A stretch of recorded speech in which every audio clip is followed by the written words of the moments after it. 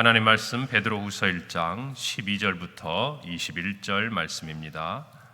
신약성경 384페이지 베드로후서 1장 12절부터 21절 말씀 제가 봉독하고 마지막 절 합독하겠습니다. 그러므로 너희가 이것을 알고 이미 있는 진리에 서 있으라. 내가 항상 너희에게 생각나게 하려 하노라. 내가 이 장막에 있을 동안에 너희를 일깨워 생각나게 함이 옳은 줄로 여기노니 이는 우리 주 예수 그리스도께서 내게 지시하신 것 같이 나도 나의 장막을 벗어날 것이 임박한 줄을 알미라. 내가 힘써 너희로 하여금 내가 떠난 후에라도 어느 때나 이런 것을 생각나게 하려 하노라. 우리 주 예수 그리스도의 능력과 강림하심을 너희에게 알게 한 것이 교묘히 만든 이야기를 따른 것이 아니요 우리는 그의 크신 위엄을 친히 본 자라. 지극히 큰 영광 중에서 이러한 소리가 그에게 나기를 이는 내 사랑하는 아들이요 내 기뻐하는 자라 하실 때에 그가 하나님 아버지께 존귀와 영광을 받으셨느니라. 이 소리는 우리가 그와 함께 거룩한 산에 있을 때에 하늘로부터 난 것을 들은 것이라. 또 우리에게는 더 확실한 예언이 있어 어두운 데를 비추는 등불과 같으니 날이 새어 샛별이 너희 마음에 떠오르기까지 너희가 이것을 주의하는 것이 옳으니라. 먼저 알 것은 성경의 모든 예언은 사사로이 풀 것이 아니니. 함께 읽습니다. 예언은 언제든지 사람의 뜻으로 낸 것이 아니요 오직 성령의 감동하심을 받은 사람들이 하나님께 받아 말한 것임이라. 아멘. 베드로 사도는 하나님과 또 예수 그리스도를 아는 지식을 가지고 삶 가운데 경건한 삶을 살아야 하며 열매를 맺고 또 하나님께서 우리를 부르시고 또 택하신 그 모든 것들을 더욱 굳게 하라라고 권면합니다. 그리고 이제 그가 이 땅에서의 마지막 순간이 임박한 것을 깨닫는 듯한 마치 유언가드 같은 말을 하면서 그는 교회가 받은 진리를 늘 생각함으로 교회를 분열시키고자 하는 거짓 교사들 또 원수 마귀의 모든 유혹과 또 흔드는 그 모든 것으로부터 견고하게 서기를 권면하고 있습니다. 오늘 12절에서 베드로 사도는 이렇게 이야기합니다. 그러므로 너희가 이것을 알고 이미 있는 진리에 서 있으나 내가 항상 너희에게 생각나게 하려 한다라고 이야기합니다. 즉 진리를 모르는 사람에게 이야기하는 것이 아니죠. 편지하는 것이 아니에요. 이미 예수 그리스도 그분의 진리를 알고 또 정말 하나님과 예수 그리스도에 대한 지식을 가지고 있을 뿐더러 그 지식 아래서 하나님의 신성한 성품에 참여하는 거룩한 삶을 살고 있는 너희이지만 뒤에 있는 말씀처럼 내가 항상 너희에게 생각나게 하려 한다는 것이에요. 이게 무슨 말이겠습니까? 한 번 듣고 또 우리가 어떤 삶의 경험을 통해서 몇 차례 체험했다고 그래서 충분한 것이 아니라는 것이에요. 우리가 이미 알고 있고 또 그 알고 있는 가운데서 살아가는 삶을 살고 있다 하더라도 오늘 베드로가 전하고자 하는 예수 그리스도에 대한 지식, 특별히 거짓 교사들과 또 그들의 유혹에 흔들리지 않아야 되는 정말 끊임없이 이것들이 생각나야 하는 분명한 우리에게 이유가 있다라는 것입니다. 오늘 이 말씀이 우리에게 필요한 이유, 그리고 베드로가 말한 대로 우리가 그것들을 항상 생각해야 하는 이유가 뭘까요? 그것은 우리가 가진 진리를 언제나 왜곡하고 온갖 거짓으로 악한 영, 우리의 원수 마귀가 흔들기 때문이에요. 여러분, 그래서 베드로 사도는 베드로전서 5장 8절에서 이렇게 말합니다. 근신하라, 깨어라. 너희 대적 마귀가 우는 사자같이 두루다니며 삼킬 자를 찾는다 그랬습니다. 영적인 싸움의 현장 앞에서 그래서 우리는 늘 깨어있고 근신해야 돼요. 그런데 어떻게 우리가 깨어있고 근신할 수 있습니까? 늘 생각해야 한다는 것입니다. 뭘 생각하라는 것이에요? 예수 그리스도께서 우리에게 주신 이 진리를 늘 마음속에 생각하고 되새기고 우리의 삶의 어떤 자리에서 그걸 떠올려서 믿음의 싸움, 영적인 전투의 순간에 그 말씀을 힘입어서 승리해야 한다는 것을 이야기하고 있는 것입니다. 우리가 한번 믿고 과거에 경험했다고 해서 그것이 오늘날에도 우리에게 생생하게 살아있어서 우리를 보호해주고 지켜주고 믿음 안에 세워줄 수 없다라는 것이에요. 여러분 우리가 그런 생각하지 않습니까? 학생들도 과거에 어떤 부분을 공부를 했어요. 뭐 시험을 쳐서 좋은 점수를 맞았고 정답을 찾았습니다. 시간이 지난 다음에 여러분 거기에 관심을 갖지 않으면 어떻게 됩니까? 희미해요. 아는 것도 잊어버립니다. 아는 것도 잊어버려요. 제가 이게 대학 학력고사 시험을 볼 때 독일어를 참 재밌게 했어요. 고등학교 다닐 때 독일어 선생님이 참 좋은 분이었어요. 그래가지고 독일어를 참 재밌게 하니까 독일어 점수가 좋았어요. 그래서 대학교를 들어가가지고 이 독일어를 조금 더 흥미가 있으니까 해봐야겠다. 교양을 신청을 했단 말이에요. 그랬더니 대학교 도고라는 게 처음 도고를 배우는 사람 가르치는 것부터 시작하는 거예요. 교양 과목이니까. 거기는 뭐 저처럼 제2외국어를 도고를 한 사람도 있지만 다른 외국어를 했는데 도고가 관심 있는 사람도 올 거 아닙니까? 그러니까 제가 어떻게 했어요? 마음이? 처음 갔는데 뭐 데어데스 댐들 이것부터 시작을 하니까 답답한 거죠. 그러니까 흥미가 떨어지고 그냥 뭐 별로 수업에 흥미도 못 느끼고 시험을 봤어요. 시험을 치르는데요. 이렇게 4개 중에 정답을 보통 하나 고르는 문제가 있고 주관식 쓰는 게 있잖아요. 정확하게 말씀드리면 4개 중에 둘 중에 하나인 줄은 알겠더라고요. 근데 둘 중에 하나를 찾아야 되는데 거기서 헷갈리기 시작하는 거예요. 분명히 알던 거예요. 너무 쉬운 거예요. 근데 내가 알고 있다고 생각하고 관심을 안 가지고 다른 데 자꾸 신경 쓰고 수업에 집중을 안 하니까 흥미를 잃어버리니까 나중에 성적이 좋았을까요? 안 좋았을까요? 네, 어떻게 그렇게 잘하세요? 좋지 않더라고요. 그래서 제가 아는 것도 우리가 이렇게 늘 생각하고 돌아보지 않으면 이런 것이구나 라는 것을 시간이 지나고 깨닫게 되더라고요. 여러분 우리 신앙도 마찬가지예요. 이미 다 우리가 이겨본 거예요. 어떻게 해야 되는 줄 알아요. 이미 성경에 알고 있어요. 그런데 끊임없이 그것들이 우리의 삶 속에서 다시 적용되고 생각나고 그것들이 우리의 삶에 살아있지 않으면요 그렇게 하지 못해요. 더군다나 우리 원수 마귀는요 교묘해요. 우는 사자와 같이 우리를 넘어뜨리잖아요. 그런데 고린도후서 11장 14절 15절에 보면 바울 사도는 고린도 교회 성도들에게 이렇게 말해요. 사탄도 자기를 광명의 천사로 가장하나니. 무엇으로 가장한다고요? 광명의 천사로. 그러므로 사탄의 일꾼들도 자기를 의의 일꾼으로 가장하는 것이 또한 대단한 일이 아니다. 왜 사탄이 이와 같은 일들을 하겠습니까? 딱 이유는 하나예요. 저와 여러분들이 진리에서 떠나가도록 하기 위해서. 그것을 위해서 어떤 경우에는 우는 사자같이 우리 주변에 다가오기도 하고 어떤 때는 광명한 천사처럼 마치 오늘 이 시대에 베드로 사도가 염두에 두고 편지하고 있는 그 교회 안의 성도들에게 거짓된 진리, 정말 뭐 진리가 아니죠. 거짓된 것을 가지고 와가지고 이 진리를 흔들고 있는 이 거짓 교사들이 마치 어떻게 나타나는 거예요? 광명한 천사들처럼 나타나서 하나님의 말씀을 가르친다고 하면서 이와 같은 일들을 하고 있는 거 아니겠습니까? 여러분, 그래서 저와 여러분은요, 특히 신앙은요, 과거의 은혜로 살아가는 게 아니에요. 과거의 체험으로 살아가는 거 아니에요. 제가 늘 이야기하잖아요. 우리는 오늘의 발을 딛고 내일을 바라보고 산다고. 참된 그리스도인은요, 지나간 것은 잊어요. 왜요? 그것이 은혜이기 때문에 그래요. 우리의 부족함이든 뭐 어떤 것이든 승리의 영광이든 간에 승리의 영광은 누구에게 영광을 돌리고? 하나님께 영광을 돌리고, 우리의 아프고 연약한 모습들은 주의 은혜 가운데 하나님 앞에 의지하고 정작 우리에게 맡겨진 삶의 자리에서 우리 앞에 있는 표대를 바라보고 살아가는 것, 그것이 성도의 바른 신앙의 모습인 거예요.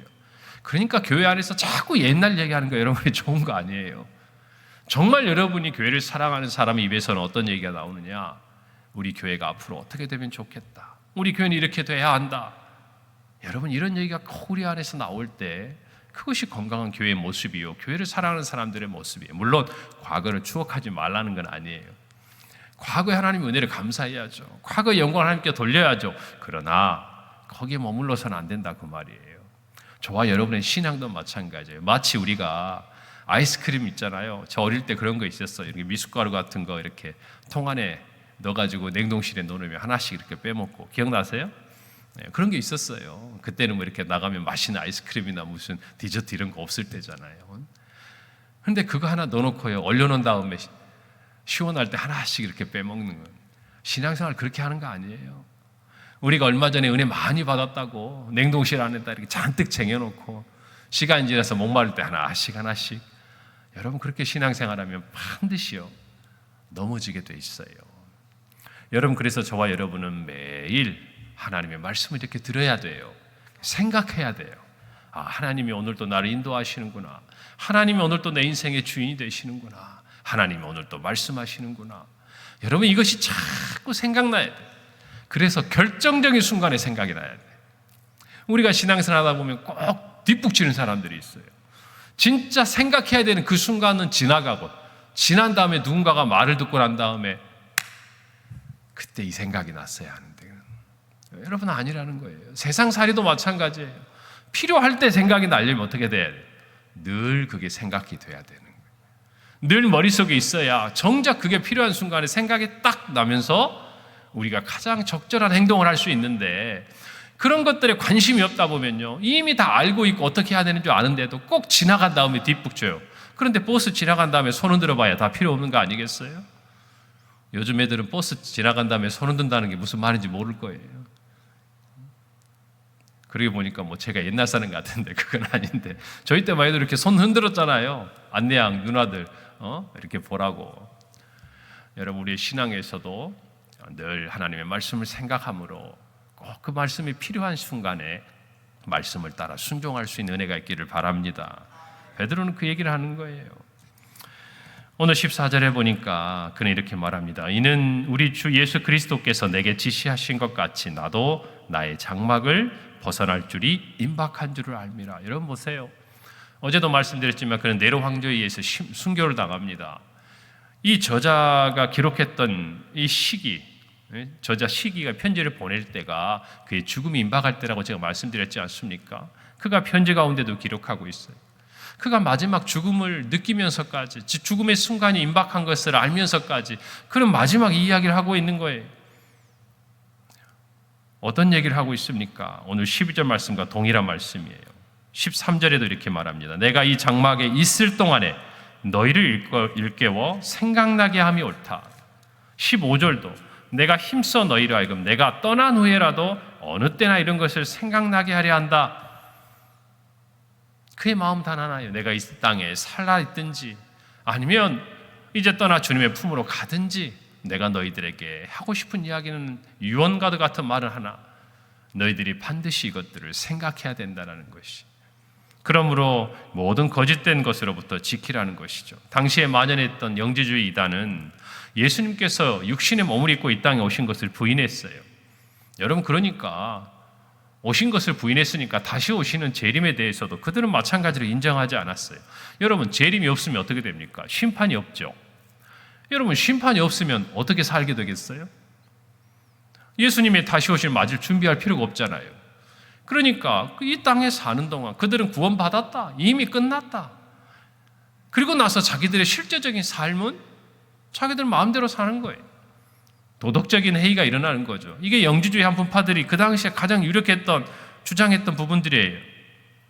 여러분 그러나 베드로는 예수님의 성육신도 부활도 재림도 신화나 꾸며낸 이야기가 아니라 분명히 실제로 일어났던 일들이고 자기가 그 일의 증인이라고 이야기합니다. 그래서 여러분 그 당시에 이런 온갖 거짓 교사들이 이야기했던 거 예수님의 다시 오심 재림 강림하신다? 아니라는 거죠.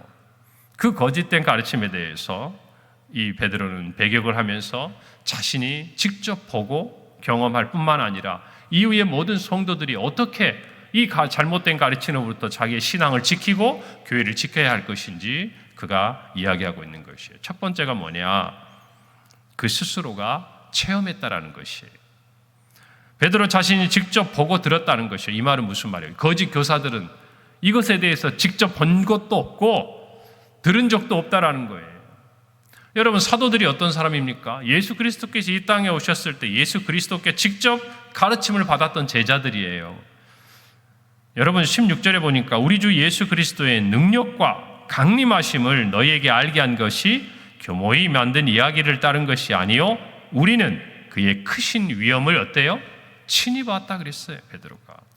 그리고 나서 17절부터 18절에 우리가 알고 있는 변화산 사건, 예수님이 십자가를 지시기 전에 변화산에 오르셨을 때 엘리야와 모세와 함께 신령한 몸으로 호련히 영광스러운 몸으로 변화하신 이 모습을 그 당시에 그 산에 올라갔던 베드로와 야고보와 요한, 제자들 중에서도 이 세 사람만이 친히 보았어요.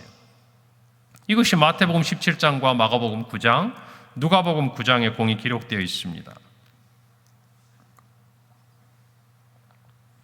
베드로는 변화산에서 일어난 예수님의 이 모습을 이야기하면서 이 모습이야말로 이 땅에 강림하시는, 다시 오시는 예수님의 영광과 능력을 보여주는 사건임을 증거해요.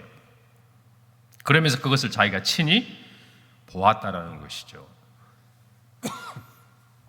저와 여러분도 마찬가지입니다.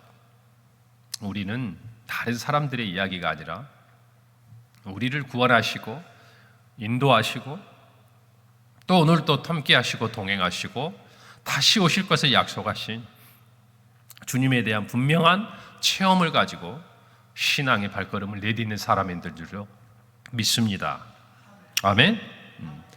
그리고 베드로는 이보다 더 중요한 이야기를 해요. 그것이 바로 예언의 말씀, 즉 성경 말씀을 따라 믿으라는 것이에요. 오늘 19절에 보니까 또 우리에게는 더 확실한 무엇이 있다? 더 확실한 무엇이 있다? 예언이 있다 그랬어요. 여러분, 그는 다른 사람들이 경험하지 못한 놀라운 체험을 했어요. 그럼에도 불구하고 이 체험보다 더 확실한 게 있답니다. 그게 뭐라고요? 예언, 즉 말씀이라는 것이에요. 이는 어두운 데를 비추는 등불과 같으니 날이 새어 샛별이 너희 마음에 떠오르기까지. 무슨 말이에요?